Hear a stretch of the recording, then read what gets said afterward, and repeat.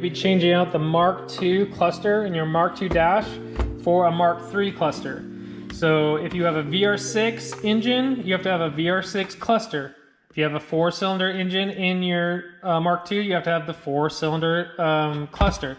And with the cluster, you have to make sure you get the harness from behind the cluster. You have to unplug that, follow it down to the fuse box, and you're gonna have to unplug it from the fuse box, which if you don't know how to do that, I'll link a video right here to show you how to undo the plugins from the fuse box. So what you're gonna need for this video is a screwdriver. You're gonna need a hammer, you're gonna need a grinder, you're gonna need 2 zip ties. Yes, only 2. You're gonna need something to cut the zip tie. And like I said, you're gonna need the harness that came with your cluster. Whatever cluster you buy, or if you go to a Picknpull or a salvage yard to pull one, you have to get the harness with it. Okay, so step 1, we have to get all the switches off.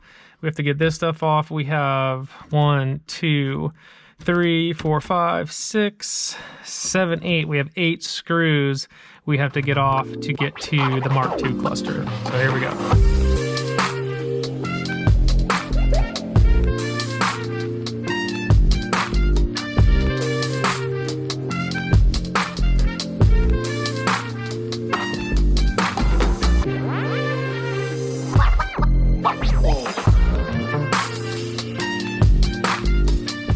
So once you get all that off, you have a screw in there, you have a screw here, here, 2 here,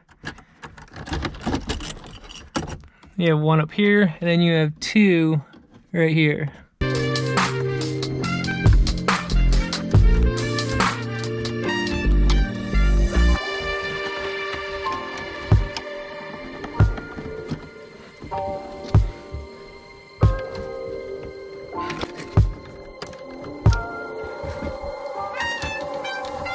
Okay, so once you have all the screws off, you can just lift it out. Try not to lose any screws.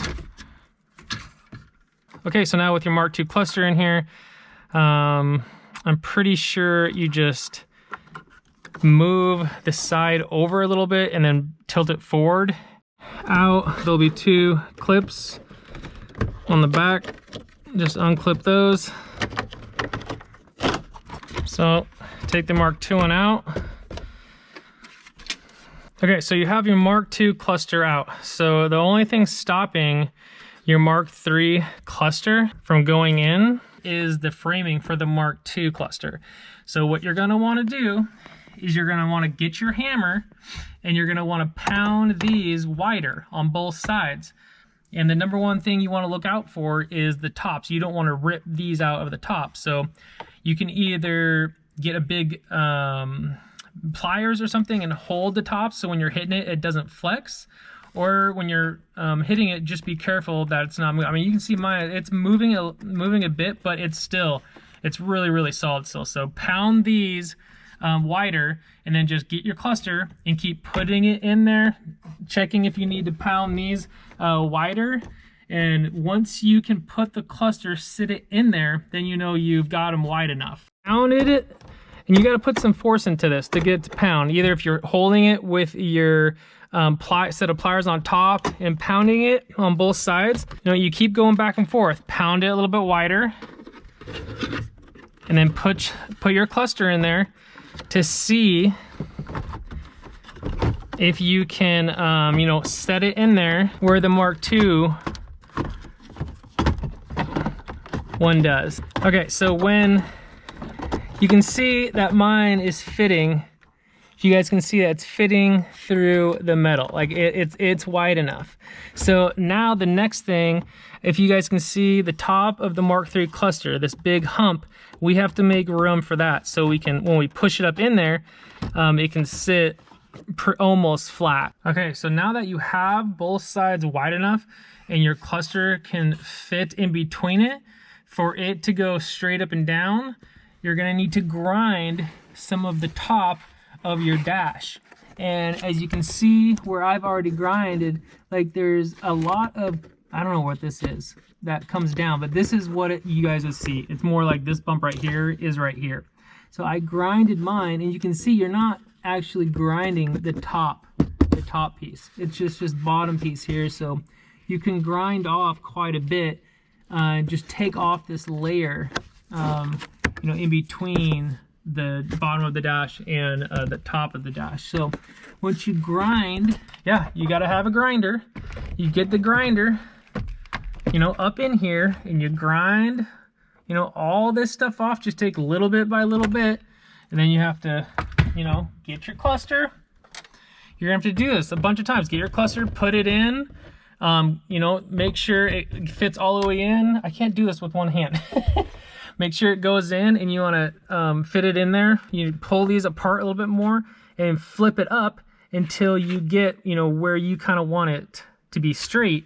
And you know, I know it takes a lot to get this right, but like then anytime you want to change clusters, it's so much easier to do it this way. You don't have to pull the whole dash. That was one of the big reasons why I wanted to find a different solution, so I didn't have to take out the dash every time. Have it wide enough now for your cluster to fit in here, and you grind it off as much as you want. When you have it in here, you like the angle of where your miles per hour and your tack is sitting. Now what you're going to want to do is get your harness that you got with your cluster. If you're doing a 4-cylinder or, you know, a 1.8T, it's got to be that harness that you got from that same car down to your CE2 box. Now you want to string this down to your CE2 box before you put the cluster in there for the last time. So do that, and when you have that in there, now we're going to put the cluster in for the last time, and it's just going to be 2 zip ties. Okay, you've got that switched out. You have your 2 zip ties, and it's time to put it in.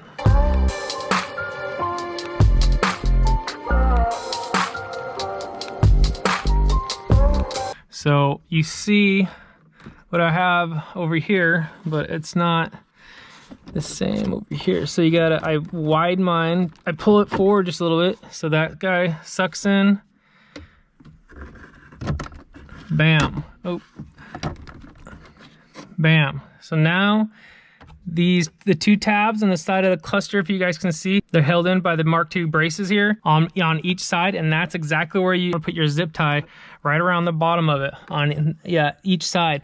And if you don't like the angle, if you want it, you know, sitting up more, you're gonna have to take off, you're gonna have to grind off more on the top to get it to swing a little bit more forward. But like from you know, doing this a couple times now, like I don't mind it sitting back a little bit more.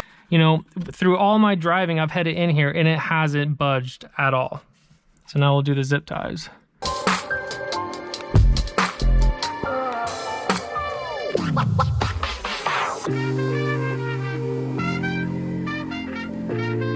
Okay, so it looks pretty level to me, so I'm gonna tighten them up really tight.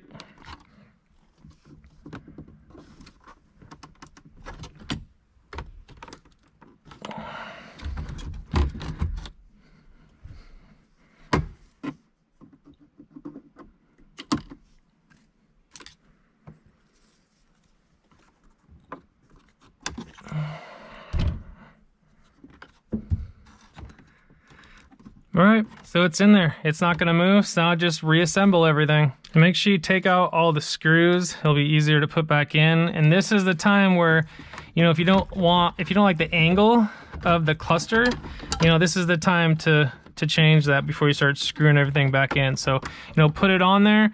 If you can see, you know, your bottom half right here, because you want to be able to see if any lights turn on.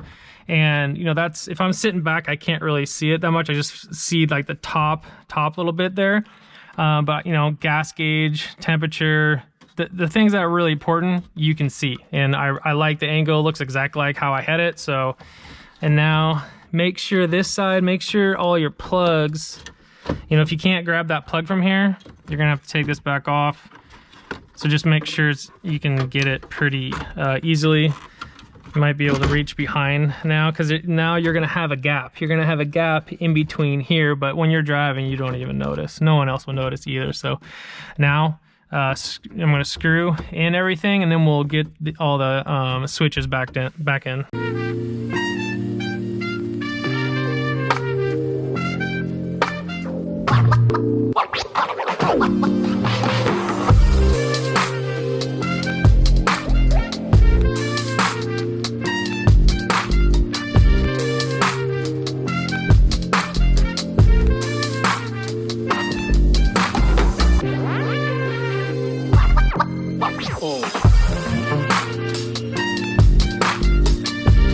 One day I hope to have fog lights and then that'll work.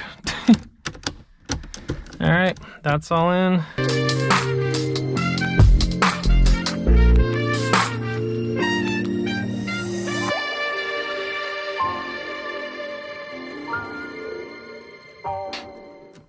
So there it is, Mark III cluster and a Mark II Dash. If this video helped you out at all, please give it a like so it's easier for other people to find. Yeah, this is it's just so much nicer if you want to change this cluster out now with something else. If you find something cooler down the road, now that you have it modified, it's easy to take everything out and put in a new cluster. I've taken this one out multiple times, you know, diagnosing stuff, checking on stuff, and you know, this just way easier. So yeah, please give it a like. It'll help someone else out. It's easier for them to find it. And yeah, hopefully this helped you out. Thanks for watching. I'll see you next video.